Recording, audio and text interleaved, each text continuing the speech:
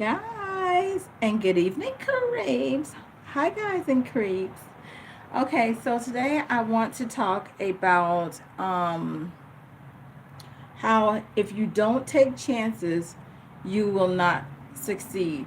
Okay, let me tell you something about life, kiddos. Okay, let me preach to the children out there. If you're under 30, yes, I'm gonna call you one of these children. Okay, so an older lady like me, I gotta preach to the kids. Okay, so if you're an older person and you don't know this, if you don't take chances in life, you will not succeed. I always love. Okay, so let me tell you something real quick. Okay, so as you can see, if you know me for a long time, you know that I already moved to another home. I was living at this really happy home. It was a little trailer in a trailer park. And as you know, I was living with a relative. And for years, you watched me talk about how me and this person was not getting along. And you were hearing me complain about my living situation. There was domestic violence reports. There was police involved. There was judges involved. There was CPS involved. And this person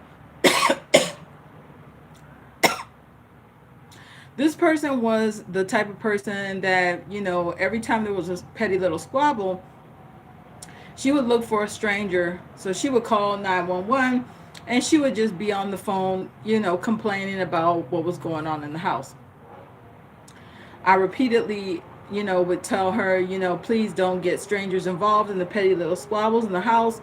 Please stop calling 911 on me. You're calling them for petty little squabbles. What goes on in the household is between me and you. When you call the sheriff's office, you are actually getting me in trouble with the law. And when I get locked up in a facility, is because you are telling lies and you are fucking me around. Okay, when I go and I'm not gonna tell you the whole conversation, but I would respectfully and kindly ask her, you know, stop calling 911. If every time something don't go your way, then stop getting sheriffs involved. So for half a decade, I would deal with every time I would get into an argument with her when I would leave the house, then I would be approached by the sheriff's office driving up, trying to do a wellness check on me. I explained to her that I hate police and sheriffs and deputies. I hate them with a burning passion. Please don't send, the not the sheriff's office after me to question me about what went on in the house with the petty little squabble. Okay, it became where whenever I would see this person walking up with a badge and a gun, it was always like this horrible feeling I would get that this motherfucker back at the house is getting a stranger involved in our personal lives. Okay, let me give you some advice. When you live with somebody and you actually have a family member, when something goes on in your life, don't get a stranger involved. Okay, what goes on in your household is between you and the person in your household. I tried to explain this to her that I want to live my life, with just my family involved. I don't want police involved in my life. I don't want sheriffs involved in my life. I don't want lawyers involved with my life. I don't want CPS involved with my life. She would call the CPS and complain about how I was raising my daughter. Then they would come out and investigate. I was constantly being investigated. I was constantly being questioned by strangers. This person just didn't get it. So every time I would get locked up in a facility because of a domestic violence complaint, I had got locked up, off and on. I can't even count how many times when the petty little squabble goes on. Let me tell you something about life. When somebody calls 911 and you're arguing between both of them, if it's a man and a woman, the man is gonna go to a lockup. Okay. If it's an old elderly bitch in their 70s or 80s old elderly grandma looking bitch, and she complaining about somebody that looked young, I look really young. If they complain about a child or their kid or a young adult or somebody that's young looking or just young in general, then the young person is going to go to the lockup. The elderly grandma looking bitch is going to stay at home because the grandma bitch is the one complaining that the household is out of control. Can they please take the person away? She would beg them to take me and lock me up because she would say that she was scared for her life. She would tell lies on me of outrageous proportions. She would just tell lies in desperation to get me locked up and taken away. When I would get out of the lockup, then I would tell her what happened in the lockup, how dangerous the lockup was for me, how I had to fight for my life in the lockup, how I had to fight against medical doctors trying to kill me for Medicare fraud. I would tell her all the stuff that had happened in the lockup. I would plead with her, please don't ever call 911 about a petty little squabble in the household. Please don't ever do that again. The motherfucker would say that she was never going to do it again. 6 months later, she would do it again. Okay, 9 months later, she would do it again. 10 months later, she would do it again. Okay, so I have so many reports of when I'm walking down on Crutchfield. I would go to the store to go gambling, or the Dollar Tree or the Dollar General. They were local stores. I would go walking, and it would be sheriffs that would just drive by and laugh because they were local sheriffs that knew about, what the fuck was going on in the household. It was sheriffs that was local, and so they would just look at me and laugh. And then when I would go contact them, I would call them, can I have the police report for a date so and so? I have police report June 12th, June 12th, July 18th, August 5th, 25th, October 19th, December 15th. It would always be the same shit. White female spotted walking down Crutchfield wearing all black. It would always just say that they had spotted this white female. That I know that you might think that I'm black or Hispanic, or not Hispanic, but you might think I'm black or mixed. But honestly, my police reports all say race unknown or white female spotted walking down Crutchfield wearing all black. Okay. So this white female that they would know spotted walking down Crutchfield was just the white female that was constantly fighting with the old bitch at the house. And honestly, on those occasions when I would be just walking down the street, if you're just walking down the street, they just do a wellness check. They say that they spotted you. And if you're just walking down the street minding your own business, they honestly just drive by, make sure that they make eye contact with you, that they spotted you, or they pull over, bust out laughing, or they just mind their own fucking business. Now, if the shit goes down and it's, fighting and cussing when they get to the location, or running down the street and fighting and cussing, then you're going to be in lockup mode. So, it just depends on, how they find you, how the course of the argument, at what part of the argument, if in the heated zone of the argument where, you running down the street, screaming and cussing. Yeah, Ari's love, I agree with you. If you running down the street screaming, let's put it like this. It depends on how you look. It depends on what position of the action. It depends on the event. So let's say, for example, they come to the house and you in the process of cussing a motherfucker out. You in the process of screaming, cussing, raging, and it's bitch hole back and forth, motherfucker this, that, what. Okay, now if they walk in and the argument heated, then they question you and you still heated, because honestly, it's like this. Okay, if they question you and you just got out of the fight, then you gonna be screaming at them by mistake. Okay, when you start screaming at them by mistake, and I've done this time and time, when you start screaming at them by mistake, then by them being emotional too in the scene of the action, then they didn't just see you cussing and then you accidentally get to them when they ask you the questions and you still screaming and cussing and you still rage then now they mad. Okay, because you're not being respectful to them. Okay, now when you're dealing with the police, you have to be very quiet and respectful in order for them to be quiet and respectful in return. Because if they reach you in the action and you quiet and respectful and you stand there and you have your hands folded and they ask you the questions and you quiet and you polite and you respect and you calm, okay, that's when they can't haul you off. But if you raged up, then and the action is hot and she cussing, you cussing, that bitch is old, you young, They didn't ask you some questions, you didn't got them mad.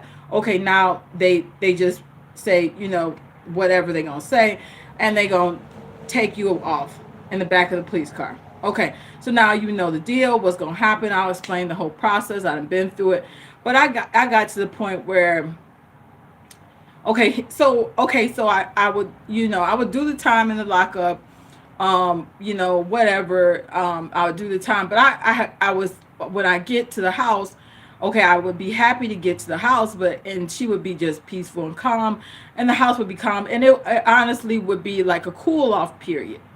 So I would be happy to see Ash. I would run into my bedroom. I would quickly go wash my face. I go look for something, my shit missing.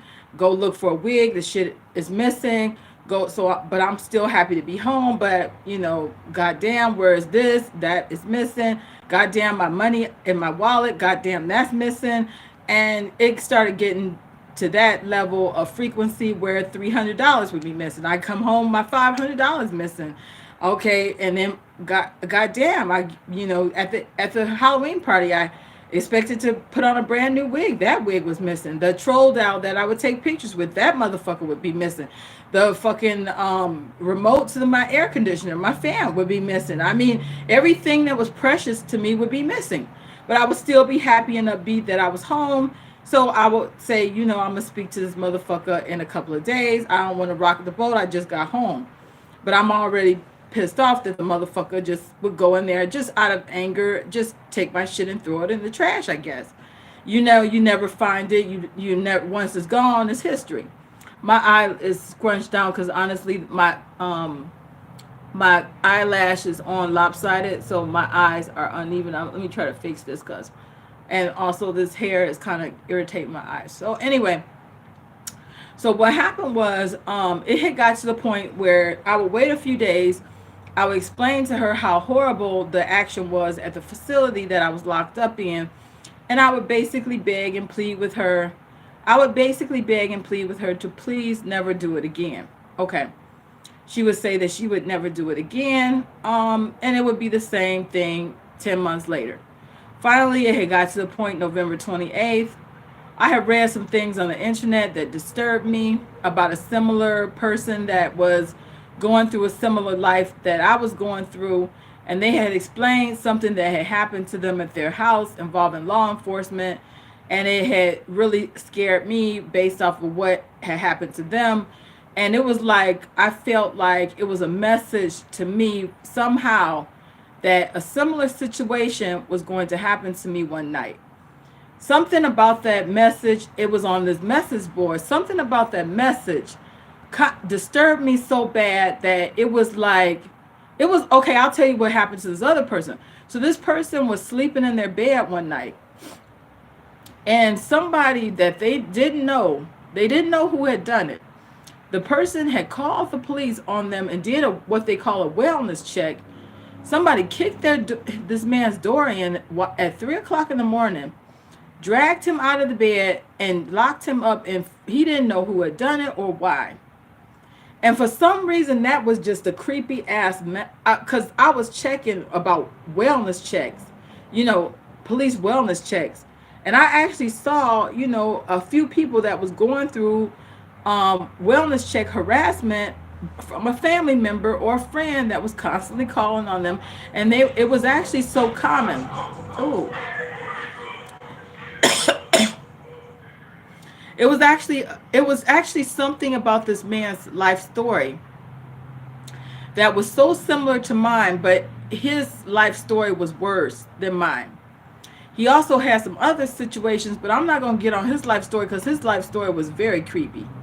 See, he didn't know who this person was that was doing it. I almost want to cry because he didn't see, his situation was worse because he didn't know who the person was that was doing this to him. And he was trying to figure out how he could find out who was doing these 911 wellness checks on him, because this thing that had happened to him by the police, they had pulled guns out on him at 3 o'clock in the morning while he was laying in his bed.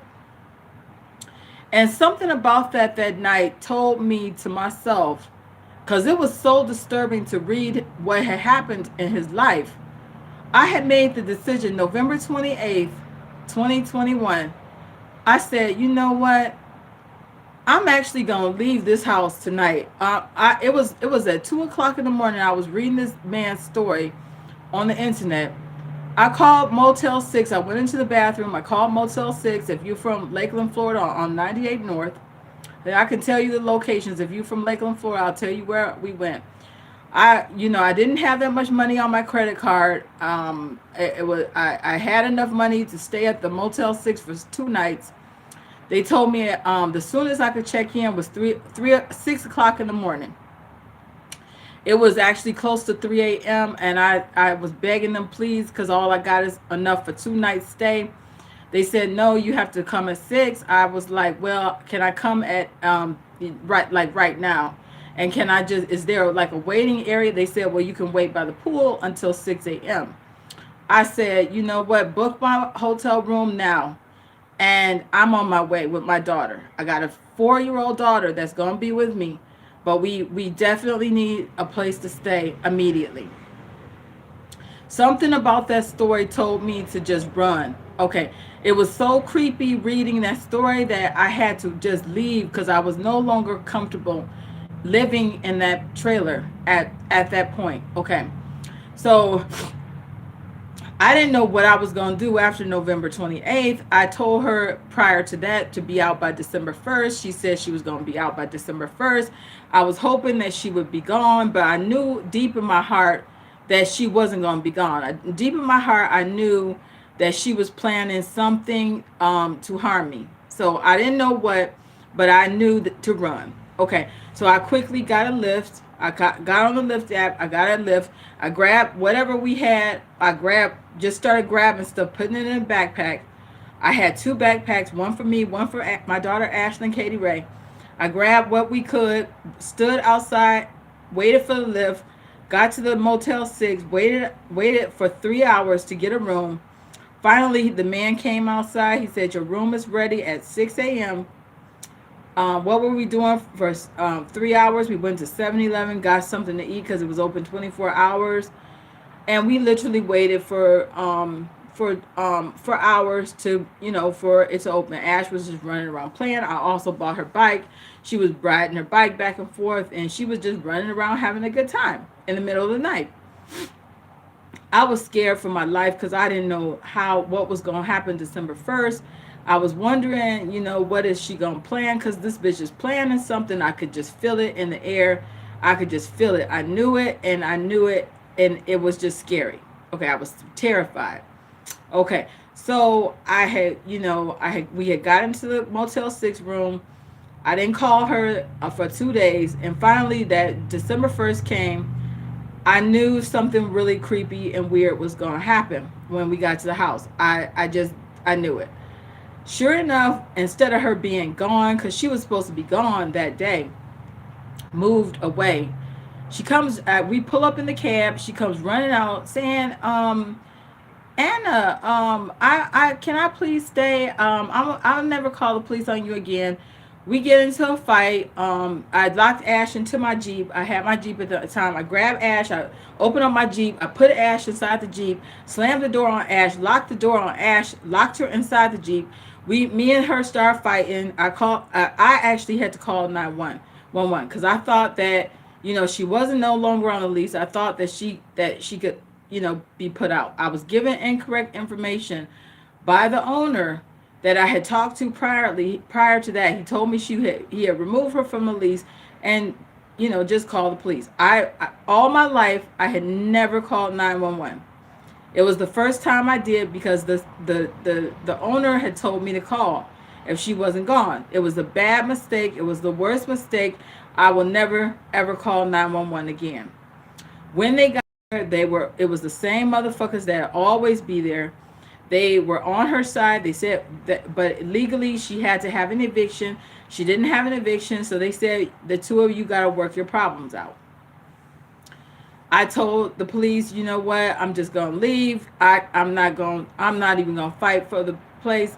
I'm just gonna leave. And I just took my daughter Ashlyn in a stroller and we just walked away from the house. I knew in my heart that I would never live there again. I made the decision when I got up there by the Chevron I made the hard decision that I could no longer be a part of her life. I could no longer have that relative in my life at all. I made the hard decision.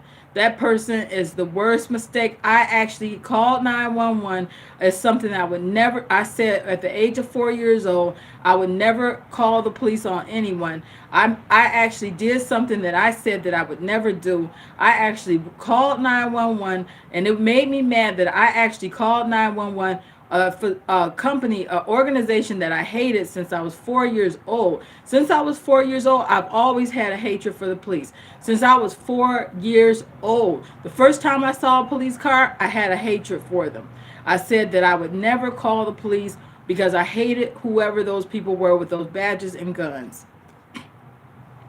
I felt mad that I had made, that mistake, but I was really trying to fight for my life, and I needed them to break the fight up. Okay. But they didn't help me. They were helping her, and it was honestly just not good for me. So, they were helping the elderly person. Honestly, that's just how people think. They see somebody, this person is almost 80 years old, but she's very strong and very weird. And honestly, when they see somebody elderly, they always help and assist the elderly person. So what happened was, okay, when I made that decision, that decision, that decision made me homeless. Okay, so I became homeless with a 4-year-old child because I knew that I could no longer live with her. And what happened was, all the years that I tried to work it out, I tried to be a friend to her. I tried to love her. I literally tried for years and years to ask her, to beg with her, please stop calling the police on me. Please don't ever call 911 anymore. I would beg her. I would plead with her. I would try to reason with her. I would try. I tried so hard. I tried. I really honestly tried. But it got to the point where it had to just come to, I had to make that decision. When I got up to the Chevron, I made the decision that I could no longer try to be her friend. I don't feel like she's family. I could no longer be a part of her life.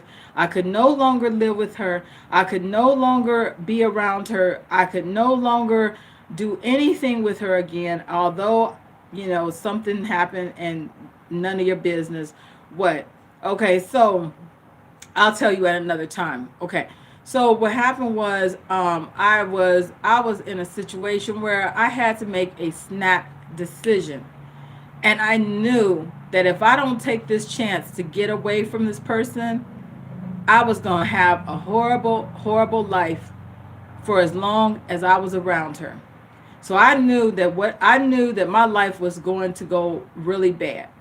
I knew that once I had made the decision to be a homeless person, because literally I no longer had a place to live, I no longer had a relationship with that person anymore. I was homeless with a 4-year-old Ashlyn Katie Ray. And what we did, we just walked away. We walked to the gas station, we walked to the park. I made some phone calls, tried to figure out what to do. I had a direct deposit that was going to hit my account at 3 a.m. I knew a transient motel where crackheads and homeless and prostitutes lived out of. I knew that it was only $650 a month with tax, $735. I knew that we were about to go and live with the transient homeless, crackheads, prostitutes, drug addicts. I knew that that's where we were headed. And I knew that that was going to be another 9/11. I knew that there were going to be people that were going to call police all the time. I knew that there was going to be arguing at hotel rooms all the time. I knew that it was going to be spotted out by police as police raid material.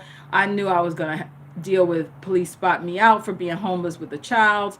I knew that it was going to be CPS involved. I knew somebody was going to report me for CPS for living in a hotel with crackheads and drug addicts and a 4-year-old child. I knew that my life was going to get worse. I knew that it was a possibility of my child being taken because I was homeless with a child.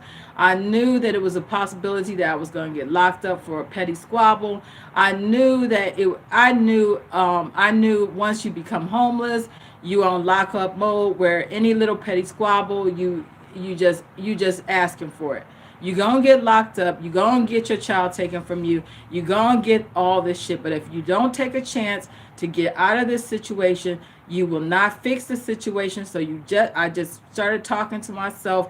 I had to mentally talk to myself, not talking and hearing voices, but mentally trying to plan. Because honestly, when you just making snap decisions and your life is in motion and you just don't know where you're going to go or where you're going to live or what you're going to do, but you already know that you just went from bad to worse. But you now these drug addicts that you're going to live next door to, these drug addicts are going to be fucking around in the middle of the night. You know the prostitutes going to be in and out arguing with Johns over petty money squabbles. You already know the life. If you ever been homeless, living amongst homeless transients, you already know that that's a even worse 9/11 hellhole. You already know it's going to be somebody like B that's calling 911 just out of a cruelty trip just to destroy somebody's life. You already know it's going to be those 911 hitters that's going to call on you. You already know it's going to be those petty squabbles that's going to have the police show up for no reason for domestic violence. You already know it's going to be boyfriend, girlfriend squabbles. You already know that every time you turn around, it's going to be even more police. And now you got to deal with those fucking men with a badge and a gun again.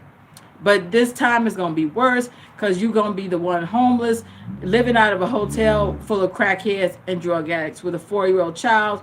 You know that that's the recipe for a disaster. But I said, you know what? If I don't try to get, if I don't get away from B, B is going to fuck me up worse with those 9/11 phone calls. I know that.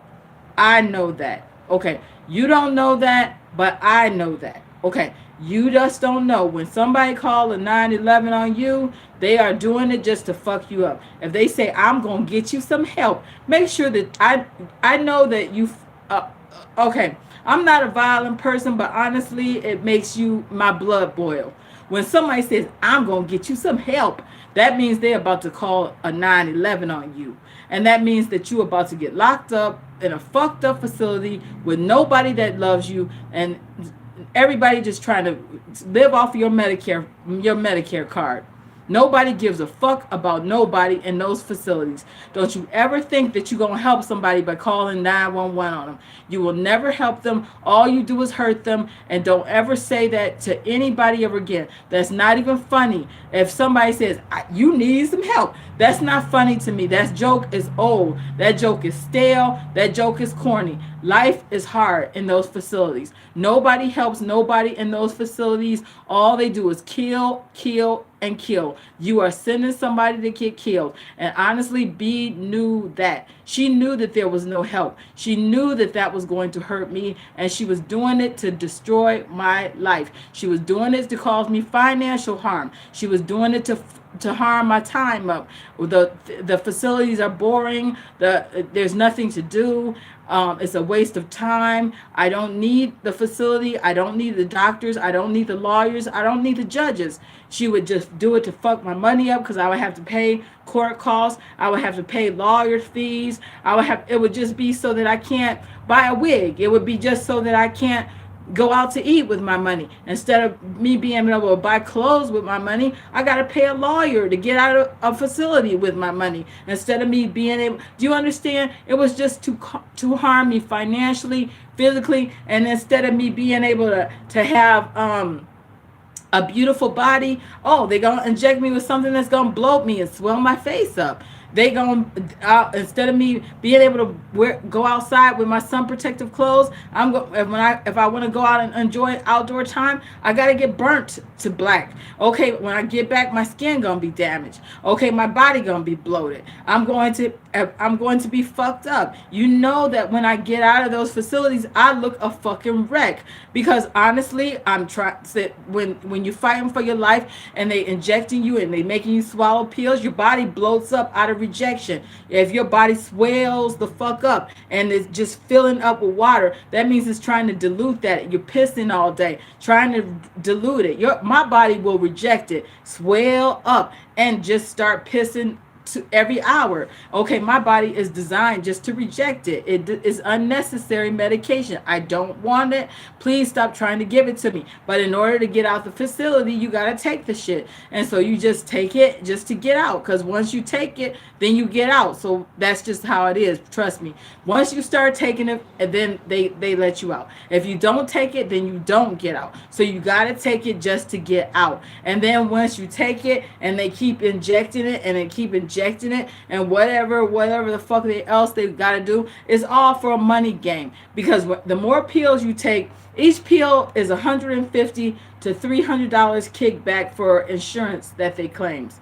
Okay, so $300 times 5 pills times twice a day is $3,000 a day that they make off of your body. And then they charge you $1,500 a night for rent for a room. So your daily cost of your life of waking up in a facility is $4,500 per day that they make off of a human's life. It's all money. It's all money. That's big money for a human being's life. And if they keep you in there for they extend it for 60 days, then they make $270,000. I have seen where they have billed my insurance for $300,000 for bullshit that I did not want and didn't need, unnecessary medical treatments. Usually I'm hit up for $300,000 per visit in a facility. The bill to my Medicare card is $300,000. $300,000 per visit. That's how much financial destruction they do. Okay. Do I pay it? No. They charge it to Medicare. And what do? I contact Medicare fraud. I explain that I didn't need those treatments. And then they take the money back and they wipe the account clean. Okay, so what happens is, let me tell you something. Okay, let me tell you something. If you don't take a chance, then you will never fix your life. Where am I at now? I went from homeless to living in a big ass house. You can't feel how happy I am. I live in a big ass house now, even bigger than the house that I left. I got 2 bedrooms, actually about 3 bedrooms, 2 baths, because I do have an extra room in here that I can make into another bedroom. I got a 3 bedroom, 2 bath house, big ass house, big spacious fucking house, big ass yard, big ass side yard, big ass backyard, full view of the freeway. At night it's so beautiful out there. All those cars riding past, they're on the freeway. I never in my life thought that I would ever enjoy a freeway view. It's literally a freeway view. So when the trucks be moving at night and the cars be moving at night and it's all lit up, it's a beautiful view. I have a view for my bedroom, the other bedroom, the front of that view of that highway, and it's beautiful out there. One day I'll show you out there when I fix it up for outdoor parties and shit. You know those little parties that me and Ash would have, the Easter party, the Halloween parties at the trailer park. Well, it's gonna look even more pretty. These little backyard parties that I'm gonna do here at this house is gonna be even more beautiful than they ever were before. You don't know how happy I am to be. I'm 200 miles away from that goddamn fool. I'm 200 miles away from that motherfucking idiot that I lived with for those years. She does not know my address. I will never give her my address. She's not welcome at my house. She'll never come to my home. She is where she is. I'm where I'm at. But you know what? If I didn't take a chance and be homeless for that 4 months, where would I be? I would still be over there, right? So I had to take that chance. I had to be homeless. I had to go through that hard 4 months. I had to do that time in that facility of that lockup. I knew I was going to get locked up. I knew my child was going to get taken to live with someone else because it was not a good livable situation. Me and my child had to split up because honestly, a 4-year-old child, see, Ash made a noise disturbance. I'll tell you. I'll tell you how Ash had to go stay with a relative. First of all, Ash shouldn't have been there in a motel in the first place. But I was desperate to hold on to my child. But logically, Ash is best with a relative because the person is living in a nice trailer park, a different trailer park on a lake, and is with respectable people, no crackheads, no drug addicts, and it is in a safer area. Until I can get Ash's room set up and Ash's stuff here, then Ash is just with a relative, and that's all that is. I'm not ready for Ash to come here yet. Ash will be here when Ash is ready to get here. So I'm going to take my time. Ash is in a safe place. The CPS is investigating this whole situation. She is, where she is in a safe world, and Ash is fine. I know where she's at, and I know where she lives, and I know the relative, and I've been knowing the relative for 46 years. So Ash is where she's at due to the circumstances, but I had to split up from my child, and that is just life. As hard as it is, because it is hard for me to be separate from my daughter Ash, but I have to be separated. Unfortunately, that's just life. You can't have it always how we want it. And so, unfortunately, that's one of the things that had to happen. But in order for me to get this person out of my life completely, I have to weed this person out. And honestly, it is taking a while. It is going to take a while to unravel all the stuff that we had together, the joint accounts with us that we had together. It is still to this day, I still got 2 joint accounts with this motherfucker. I need to get her, off of these joint accounts that I got under her name. I need to, I need to get away from her in a certain type of way on some other issues that we got tied up. And honestly, it is a process. Getting this person completely out of my life. Thank you, Dance Butterfly. I appreciate the advice. Okay. What happens when you've been with somebody for 46 years? It is a long process of getting the person completely out of your life. Don't think that you can just get the person out your life overnight. Don't think that you can just turn your back and walk away from this person. If you tied into so many different things with this person, and this person is also with your child, and this person is also doing this, and this person is also on a joint account for this situation, and this person is also on a joint account for that situation, and then this person is, we have to work this out, and then we have to work that out, and then we have to get Ash's living situation legal for me to, be, the legal, person involved in Ash. Okay, and then we got to go to court for Ash. Then we got to go back to court for Ash, and then we got to go through through that process. And then what I'm trying to tell you is that if you want to get somebody out of your life, don't expect that your life is going to change overnight. Okay, it is going to be a process of completely removing the person from your life. Okay, that motherfucker is 200 miles away from me. 200 miles away. Okay, but the motherfucker is still involved in my life, and eventually I want to get her out of my life completely. It's going to take courts. It's going to take judges. Unfortunately, that's how life is. Once we go to court and talk to the judge for that matter, then we got another matter to deal with another judge. So we got court for a couple of different reasons. Okay. And then, once we resolve those issues, and then Ash comes to this house, then me and Ash will be completely 200 miles away from her, and she will be living her life. I will be living my life, and whatever she does in her life is completely history. And also, I have to call every organization. I had her always as an emergency contact for all. How some companies will ask you for an emergency contact. Well, I had her as an emergency contact on a couple of different things. I want her removed under my emergency contacts. I need to find out where, because if something happens to me, I don't want her being called.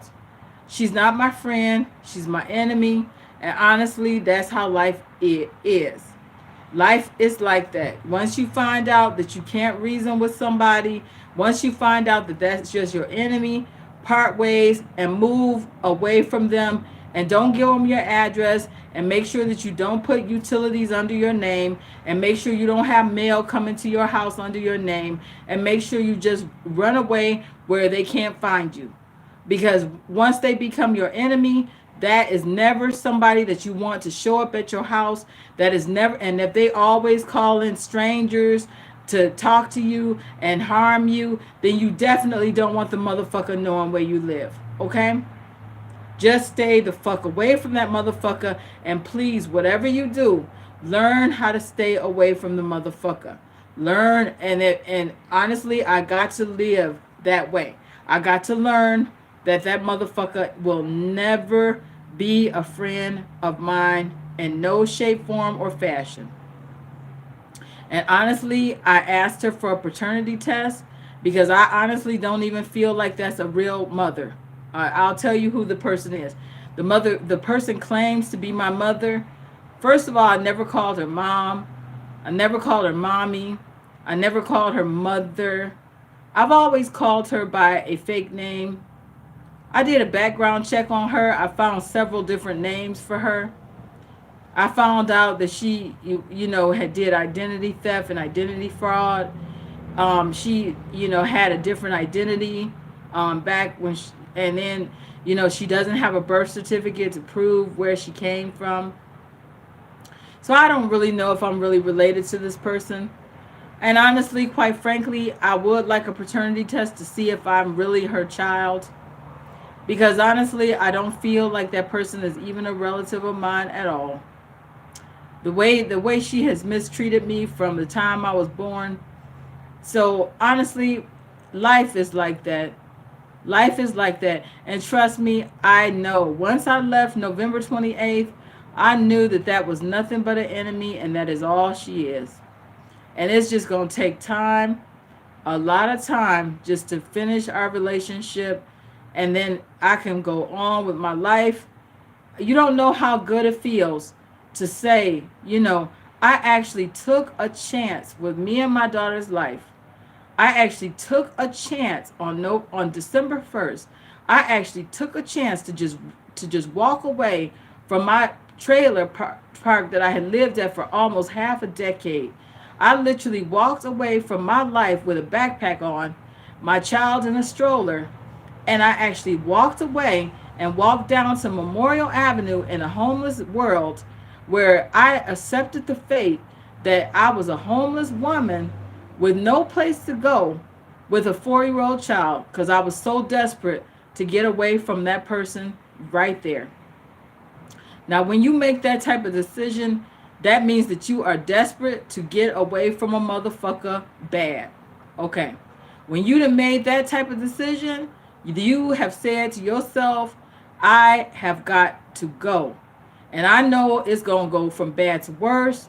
But honestly, I know how to stack some cash. And I know how to look for another place to live. I know it's going to take months or weeks. Because honestly, when you're looking for a place in Florida, it has always taken me anywhere from 4 months to a year to find another location. I've been homeless before in my life 3 times. A lot of times, one time, the first time I was homeless was in 2005, based to Hurricane Katrina that tore the roof off of my home. I almost drowned, and that was the first time I was homeless based to a natural disaster. Then I was homeless again for some other dumb shit. And so I know what happens when you're homeless. I know the homeless world, and I know the struggle. And it took me a year to find a place to live, and I didn't find another place to live until from 2005 to damn near 2007. It was almost 2007 by the time I found another place to live. That was the first time I was homeless, living on the streets. But at that time, I didn't have a child. But I knew that when you're homeless, I'll tell you how you survive. I'll make a video for survival skills of a homeless person living on the streets. And honestly, let me tell you something. Let me tell you something. If I didn't take a chance, if I didn't take that chance, where would I be? Still fighting and arguing with B in the trailer park. But guess what? I got all that. You can't see all that front room. I got all that. You already saw. I did a little home tour. Now this place might look old and raggedy and kind of run down to you, but bitch, I got so much room and space in here. I'm happy than a motherfucker. I got a lease. That means I'm no longer homeless. I have a lease, a fucking high ceiling and roof over my head, a motherfucking front yard, backyard, front fenced in motherfucking house, a big ass house, a house. I went from being homeless to a house in 4 months. Okay? And yes, I had my child taken from me in the process, but I have to go to court and get her back. It's a process. She gonna come back. It ain't nothing to worry about. She gonna come back. Did I know? Um, hey, Michael Stevens. Hey, how you doing? Hey, you and Nick. Okay, yeah, it's better than the trailer park here. Yeah, let me tell you something. If I did not take a chance, I would still be where the fuck I was, arguing and bickering and fighting with a weirdo that I could no longer trust. So my moral is you have to take that chance. You know it's gonna go from bad to worse. Cause let me tell you something. When I left from the trailer, it went from bad to worse. Cause let me tell you something, Mr. Stevens. You know where I ended up at? The Paramount Motel down on Memorial across from McDonald's. That I ended up where the homeless people are, the crackheads, and that's where me and Ash was staying. That's where me and Ash was staying. And honestly, inside the hotel, it was beautiful. It was beautiful. It was tile floors. It was massively huge. It had a kitchenette. It was clean. It was right on Lake Parker. It was actually a beautiful room. The rooms in there are actually beautiful. You see the little videos when me and Ash was staying there in the little apartment suites. They were apartment suites and they were beautiful. And also, it was in a good location when you go towards Lake Parker and all that Lake Parker. When you go around that way, it was actually nice. It was just that it was just in a bad area. And also it was because it was bad people that ended up having to stay there.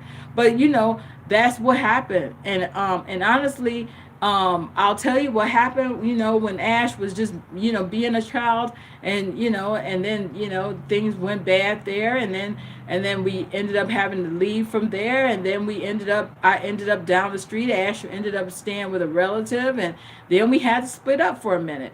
And now, I have to go to court and get Ash to be able to stay here. They have to check and make sure it's a stable home. I'm gonna make sure that the house is stable, the room is together, everything will be fine, everything will be good, everything will be fine. So, I'm just happy that I took a chance on life and I left. But this is the point that I'm trying to make. If you don't take a chance on what you got to do, if you don't take a chance on a scary situation, meaning that it's going to be hard on you, it's going to be tragedy on you, it's going to be difficult on you and your child, that, and then what was happening between wishing you luck getting Ash back. Oh, thank you, Mr. S. Yeah, Mr. Stevens. Oh, Ash will be fine. Ash is fine. Ashes would be. Ash is right down the street from you guys. Do you know she's right there across from CVS by the hair salon? Ash is right there. Where the wood. No, I don't do drugs. Okay. Ashley Yates. No, I don't do drugs. Ashlyn is across down the street at the Woodalls. Meg's Ash is down the street from you. Meg's Listen. Ash is literally down the street from you by the Sitco. She's at the Woodalls. She's at the Woodalls Park, down the street, across from the Sitco, on George Jenkins, across from the CVS and the Save a Lot. That's where she are on Ash. I'll tell you where they're at. They're about to move because it's at a senior farm, but they're at 21. I'm not gonna give you their address, but they're down the street. They're in the neighborhood. They're still there. They're still there, but they're just around the corner from you guys. That's all. You just don't see them because they're down the street at the Sitco, across from the Sitco. That's where they are. They're literally down the street from you guys. Okay? You got the Chevron, they got the Sitco. Okay? That's where they are. Yeah, they're not far. They're right. When I left, I was down at the Paramount. Me and Ash we had went down at the Paramount across from McDonald's. Okay, I'm talking to my family. When I'm talking to my family, they know where I'm at. But this is Meg's. Okay, I was at the Paramount at Lake Parker. Okay, I will never live there again, so I can give out the locations now. I was at the Paramount. Ash is at the Woodalls. Okay, I'm 200 miles in a hidden location that I'm not going to reveal publicly for obviously safety and security reasons. I'm not going to never reveal my location online for this location that I'm currently at. Okay.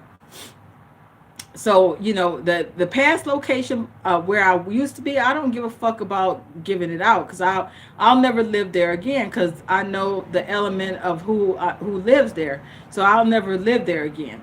Okay, but I'm far from you guys, but I'll come back and visit, but I'm not gonna live there. I'll come to visit you guys, but you know how the saying goes, it's a nice place to visit, but I'll never live there. I'll never live in Polk County again, but I will definitely be back.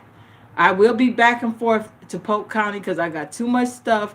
I got storage down there. I got my ashes down there. My brother is down there. He's down the road somewhere, and me and my brother are on good terms. And honestly, I got family. I got Megs that I want to see again. And honestly, I'm gonna be back and forth. So you will be seeing me again in the neighborhood. Okay. And also, okay. I'm gonna ignore this person. Okay, I'm gonna ignore this person. Okay.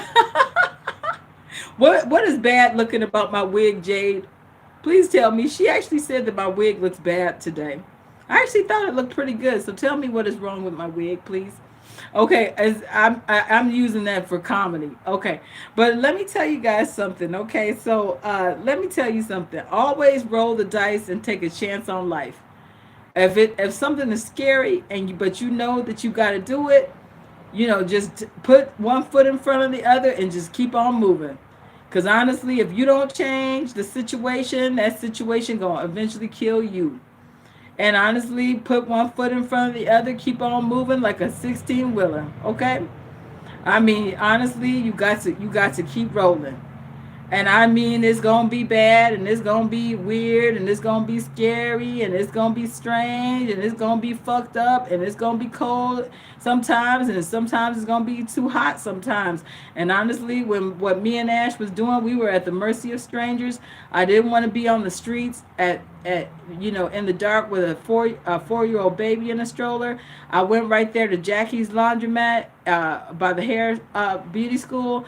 I begged the Chinese lady. I said, "Can you please just let me and my daughter sit in the laundromat because I'm waiting for my funds to hit my account." She said, "Yeah, but we close at 11." After 11, me and Ash was out on the streets. So I went to that little pretty lit up store, that liquor store that be open 24 hours. I went in there. I said, "I'm with a 4-year-old. My money is going to hit my bank at 3 a.m. I won't be able to get into my hotel at the Paramount until 3. Do you mind if I buy some things and I sit off to the side with my child?" He said, "Yes, I don't want you and your child to be outside like that." He said, "Just sit off over there." And then I just kept checking my account. And actually, the money hit the account at 2 a.m. I left from there, and every time he would see me, he would smile and kiss me from that day forward. I made a friend that night. So, people were helping us that night, and we survived the first night on the street. We survived the first night on the street.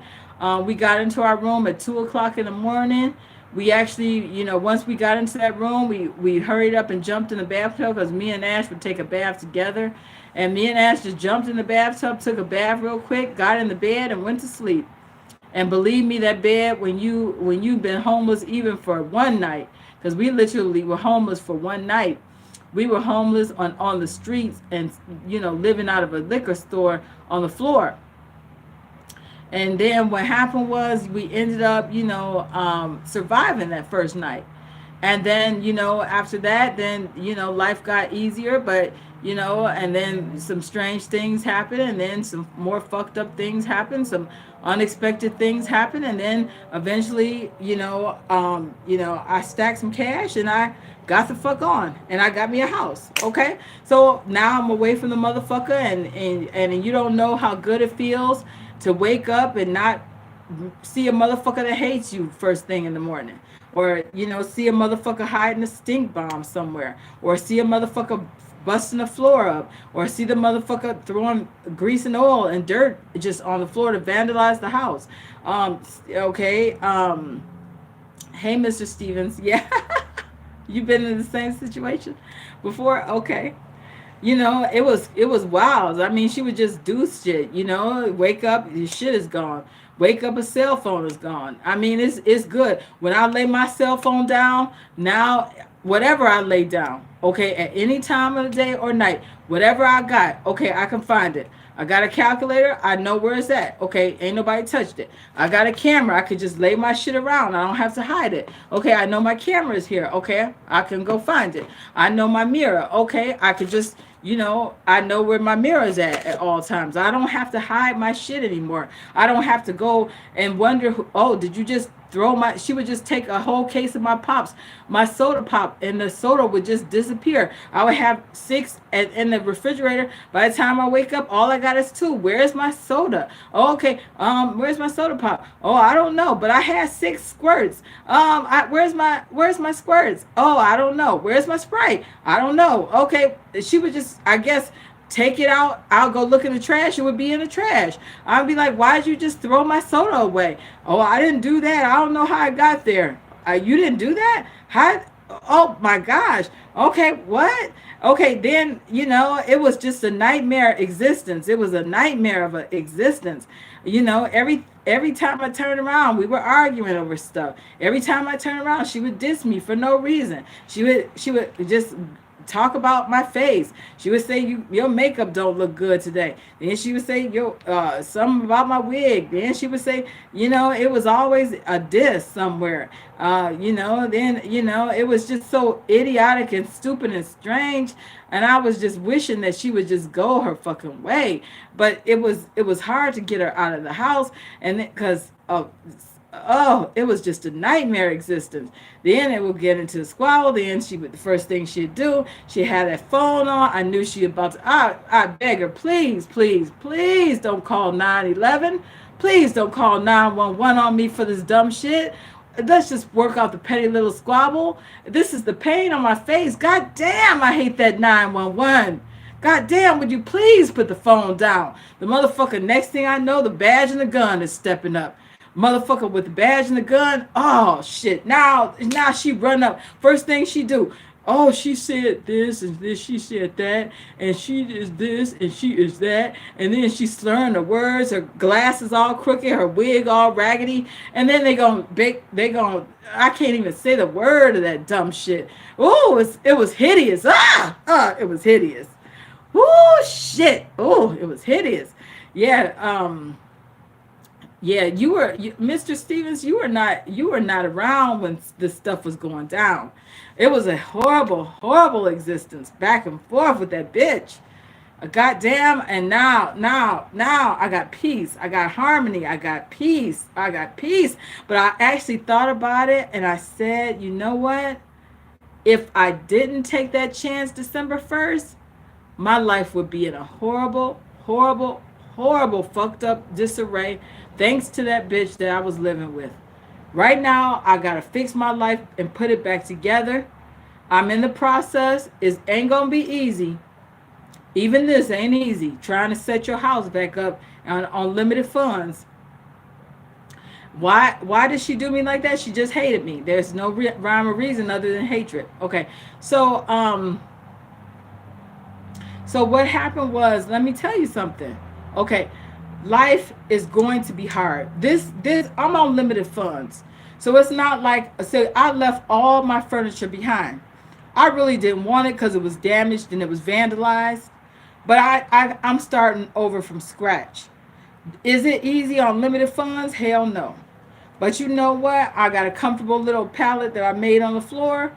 And even if I got to rock out like this because some unexpected shit happened to my money that I was going to buy a bed and some fans with, even if I got to rock out like this is comfortable than a motherfucker to me. This is comfortable than a motherfucker. I'm in my house. This is my house. I'm by myself in a nice, peaceful, clean house.